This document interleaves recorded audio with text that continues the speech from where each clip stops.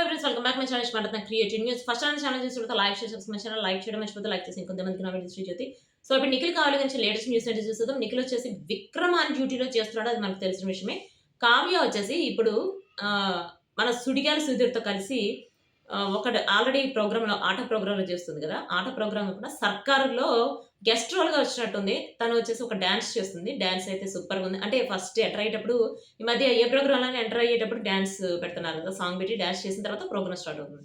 So, అట్లా వాళ్ళిద్దరు dance చేసిన తర్వాత సుడిగాలి సుధీర్ అంటాడు, "అసలు మామూలుగా సర్కార్‌కి ఎట్లా ఎంటర్ అవ్వటం అది ఎట్లా చేస్తారు చెయ్యి, యాంకర్‌లాగా చెయ్యి. తర్వాత మోరల్ సపోర్ట్ నేను ఇస్తానని" చెప్పి అంటాడనమాట. అది ఒకటి ఇప్పుడు చాలా వైరల్ అవుతుంది. ప్లస్ మన ఆట ప్రోగ్రామ్‌లో కూడా వాళ్ళిద్దరు కలిపి ఒక డాన్స్ పెట్టారు. అంటే అది 'రామ్' మూవీ సాంగ్‌ని వాళ్ళిద్దరి మీద పెట్టారనమాట. అదైతే అసలు చాలా బావుంది. అంటే వీళ్ళిద్దరిది కోఆర్డినేషన్ బావుందని చెప్పొచ్చు. ఇంతకుముందు నిఖిల్, కావ్య పేరుని ఎక్కువ ఎంత ఇష్టపడ్డారో, వీళ్ళని కొంచెం ఓకే అన్నట్టు ఇష్టపడుతున్నట్టు నాకనిపిస్తుంది. ప్లస్ రష్మి ప్లస్ సుధీర్ వాళ్ళిద్దరి పేరు 7 ఇయర్స్ వాళ్ళ పేరు గురించి ఎంత ఈగర్‌గా వెయిట్ చేశారు గుర్తుందా? అంటే వాళ్ళిద్దరు రాకపోతే ఇంక చూడకపోవడం అట్లా చేయడం వల్ల వాళ్ళిద్దరు ఇప్పుడు కలిసి చేస్తున్నారు. అంటే కొంచెం అక్కడక్కడ చేస్తున్నారు.